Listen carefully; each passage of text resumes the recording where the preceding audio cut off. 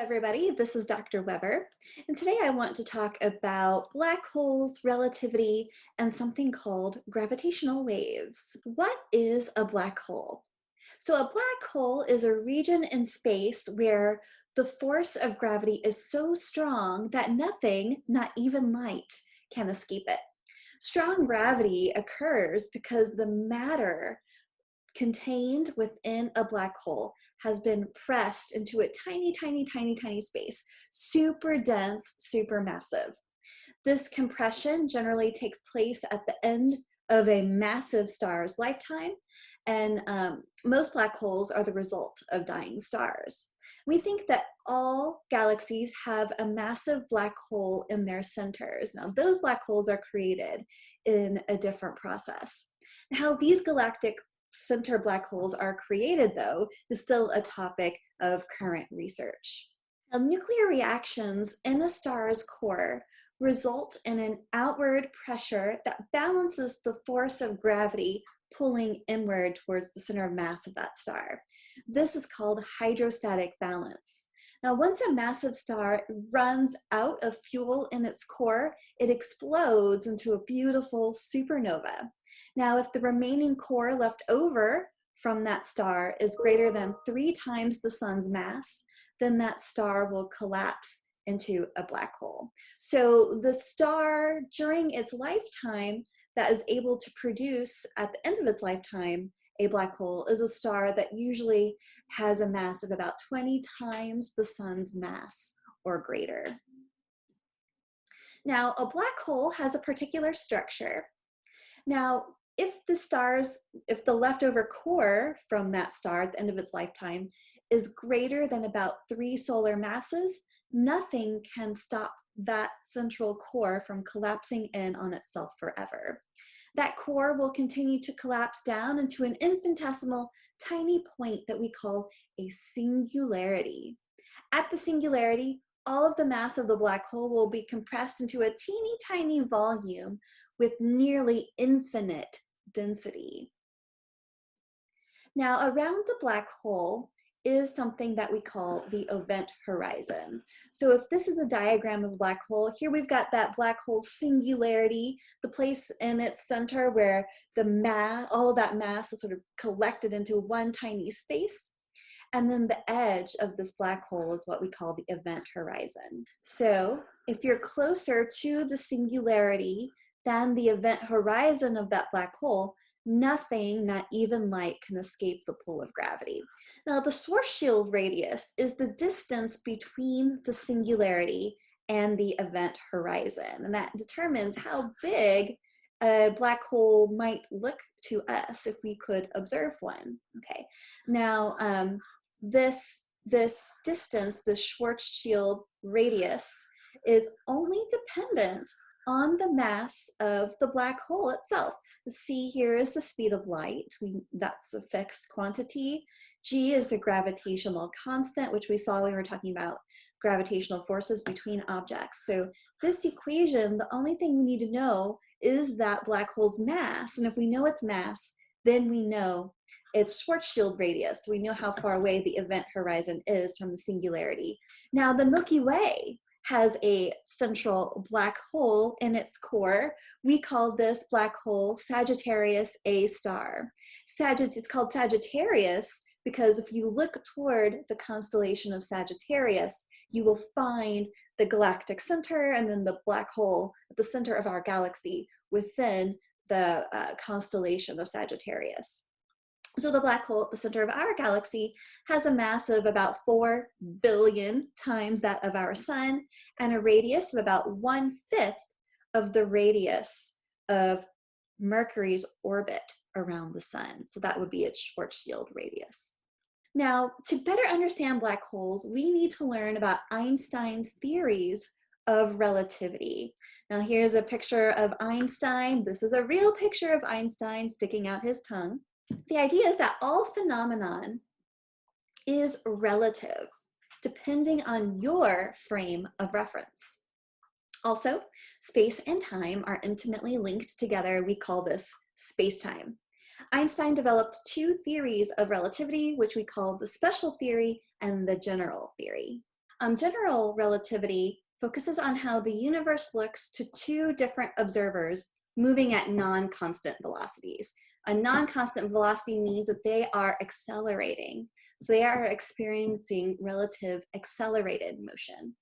Now, Einstein realized that both gravity and acceleration could be treated in the same way. And to describe gravity, Einstein thought about gravity as actually being a curvature in space-time. So as a consequence, objects change direction near mass because of this curvature of space-time, but also clocks run slower in the vicinity of strong gravity. So imagine that our universe is a fabric, like a stretchy fabric, like a spandex or like a trampoline. Okay, and when you place a massive object on that fabric warps. Okay, our fabric of our universe warps near the presence of a massive body. Okay, so let's say we've got our spandex and we put a marble or a bowling ball in here that bends the fabric of space-time. And so when we throw in objects with some velocity, they're going to orbit around these more massive bodies. They're following the shape of the fabric of space-time that's curved near that massive body. Okay, so from the side, it might look like this, but on top, it kind of looks like this objects are making these beautiful orbital shapes, like we were talking about the orbits of planets around, around stars, for example. I made this hula hoop covered with spandex. There's a weight in the middle. And so here I'm also warping space-time, and observe what happens when I toss in some marbles.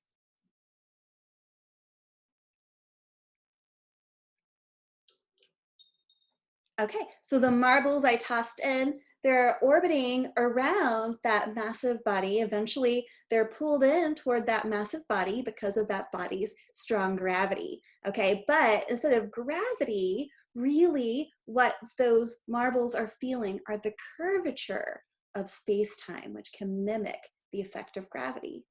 Now, the curvature of space-time also alters time itself. So as space-time becomes more curved, a clock will also run slower.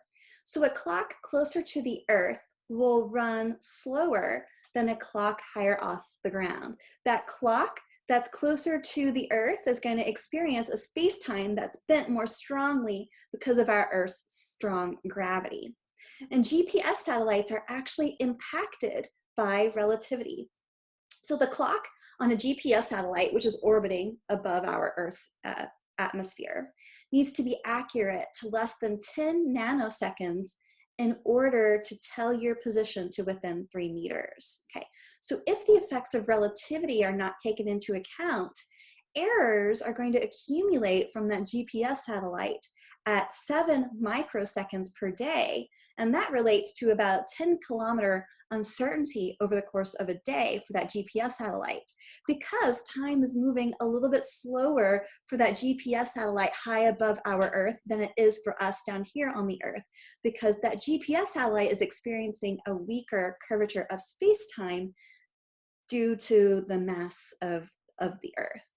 So now let's synthesize all of that information about relativity to talk about what happens near a black hole. What would you experience? So let's say the sun were suddenly replaced by a 1 solar mass black hole. Earth would be just fine and just keep on orbiting where it is, okay? What we care about out here at Earth is the gravitational pull from that central object. So if the sun were plucked out and replaced with a black hole of the same mass, the curvature of space-time would still be the same, because the curvature of space-time is based on the mass of the object. And so the curvature of space-time around the sun will be the same as the curvature at the same distance around a 1 solar mass black hole. But as you approach that event horizon, of that black hole, time is going to pass more slowly for you than for all of your friends back on Earth.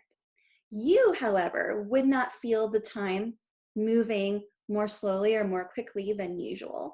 Time would pass just the same for you. If you had a watch, it would be ticking just the same for you. You wouldn't notice any difference. But what may be 100 years on Earth might actually only be 1 hour for you. Now, what happens if you fall into a black hole? Tidal forces would stretch your feet more strongly than your head, and you would be spaghettified. Now, that's the word that we use, spaghettification.